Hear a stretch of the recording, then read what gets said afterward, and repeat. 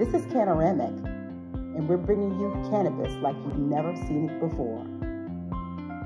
This is Cannaramic, and we're bringing you cannabis like you have never seen before with our friend, Rob DiPisa, who is one of our leading experts, attorney at Schotz here in the United States, across the country. You guys have at least, 10 offices? I don't even remember how many offices you have, but you're all over the place. We're all over. You got the cannabis division, which you are part of and spearheading, and you understand everything that's happening in the cannabis space. Like last week, we had some movement, and I read something about the USDA issued an opinion about interstate commerce transport with hemp. What was that opinion, and what does it mean to everyday people? So there were two cases that came out recently, one in West Virginia and the other in Idaho. And what they concerned were hemp products being transported through interstate commerce. And those products were, they were hemp products that were grown before the 2018 Farm Bill went into effect. So the question was, okay, so if you grew hemp at the beginning of last year, right? And you were transporting through interstate commerce. The question was that hemp that was grown before the 2018 Farm Bill came into effect, is that covered under the Farm Bill, which permits you to transport and sell hemp through interstate commerce? Or does the Farm Bill act as, okay, any hemp that's grown from the date the Farm Bill went into effect going forward, those are the only products that can be transported through interstate commerce? And, it's interesting because the West Virginia court and the Idaho court both came out with different results. The Idaho court held that it's illegal to transport in interstate commerce hemp that was grown prior to completion of federal or state plans to regulate the production of hemp under the 2018 Farm Bill. Okay. Meanwhile, the West Virginia court said that it was okay to transport those products through interstate commerce. So as a result of those decisions, the USDA felt like they needed to come out and state an opinion about these decisions and where they ended up. And what happened was the USDA's general counsel stated in his opinion that the conclusion that was reached by the Mallory court, okay, now that's the one that's in the Southern District of Western Virginia, okay, is consistent with the USDA's interpretation that states can't block the shipment of hemp, whether that hemp was produced prior to the 2018 Farm Bill or after the 2018 Farm Bill. So therefore, the Idaho court got it wrong. Okay. And this is important. It's significant in the sense that if the Idaho court got it right, and all of the hemp products that were grown before the 2018 Farm Bill couldn't be transported through interstate commerce, well then you've got a lot of product that's stuck in one state that can't be sold. What's going to happen with that product? So it's just important that we're seeing the overall federal government showing more flexibility and leeway when it comes to the hemp industry. And that's something that's promising for us to see. And I think that hopefully it sets the tone going forward for this industry so that it can really take off and not be held back by state intervention or state courts making their determination to try to prohibit the interstate sale and transportation of hemp.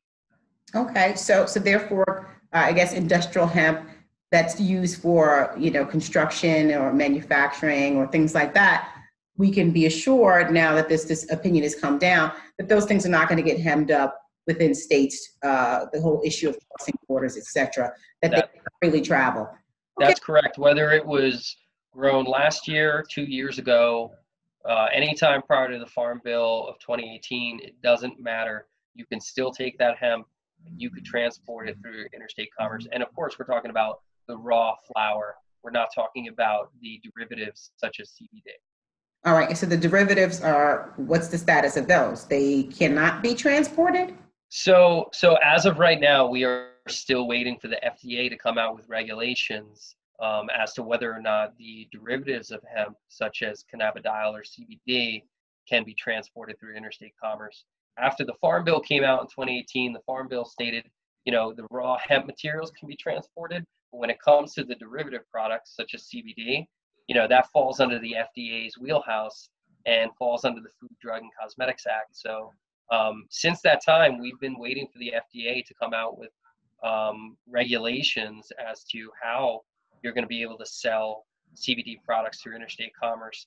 And while the FDA has taken a very targeted and aggressive approach towards those companies that are making health-related claims, other than that, the other companies don't really have much guidance on how they're able to achieve incorporating CBD into food and beverages and then transporting those through interstate commerce. So we're still waiting in the wings. So you can sell CBD tinctures interstate commerce, or do you have to only sell those within state? Those can only be sold within state. Correct. Only within the state. Okay. So everything we're getting, right. So as of right now, there's no regulations, federal regulations that would permit you to sell and distribute those CBD tinctures through interstate commerce. So if we're getting them through an online store, it's only because they haven't shut it down, because there's no guidelines to give us specific information as to whether that's supported or not. Okay, well, here we go. Lots of new information. Every week there's something new, but that's good because that means that we're making noise and conversations are happening. And hopefully the next time we talk, there'll be more good news ahead with all of these different movements. So thank you for always elucidating us on the legal stuff. Happy to do so. Thanks for having me, Felicia. All right. Thanks, Rob. Talk to you soon. Take care. Thank you, Rob. No problem. I'm gonna have to get over there and hang out with you in person. Definitely. I think I mentioned to you. I just came from picking on my Band-Aid. I think I mentioned to you we're planning a tour. I think I mentioned that to you. Oh, nice. No way. Yeah, like ever since the with the Facebook, which we actually just filed the Facebook lawsuit, by the way. No way. Right. Yeah, we filed it. What happened? Well, you know about that. I sent it to you. Oh, that's right. Yes. Okay, that's right. So we actually filed it because originally we're still looking at co-plaintiffs to see, who'd like to be a part of it and identify. We need $75,000 in damages to stay in federal court. So we're trying to find appropriate, but yeah, we had to file it last night because David Holland of Normal, he was concerned that we would leave ourselves exposed to defamation claims if we, we're talking about this without having filed it. We don't have the protection of having filed the document. So we did that. Okay. But anyway, what I was saying was that we're going on tour and we're going to be hitting at least 10 cities. And I don't know where your offices are, but it would be great to basically, we're taking Cannaramic and we're doing like a TEDx for cannabis, right? So we're kind of taking the same model and taking it around to the cities that we saw had the most response with the online summit. So yeah, it's going to be attorneys, it's going to be doctors, it's going to be scientists, it's going to be celebrities and athletes and the whole cornucopia again in locations. So I need to know where your offices are because I want to have your folks. So we got New York, New Jersey, Maryland, Delaware, Florida, and then 2 offices in Texas. Okay, we're going to be in Austin. Nice. We're going to be in New York, and we're going to be in St. Louis for I know those 3. We're going to be in Atlanta. So what I want to do is, I guess I'll work with you guys on this. And I actually need to get you guys something. I need to talk to you guys about sponsoring because I know that might be something you want to do. Yeah. Erica Rome. Have you met Erica yet? Yeah, Erica was who I finally saw, and we got long hair. So she's the chief marketing officer. Yes. She's the one who handles all sponsorships, yes, all marketing, all the whole. Yeah, she and I are about to start a mommy group too. That's a whole nother thing. I think that is such an untapped resource. Oh my God, please. Cannabis mommies. I'm telling you, right? It's a special group of people. It is. I'm telling you. No, but I'll reach out to her. But in the meantime, I just wanted to let you know we're doing that.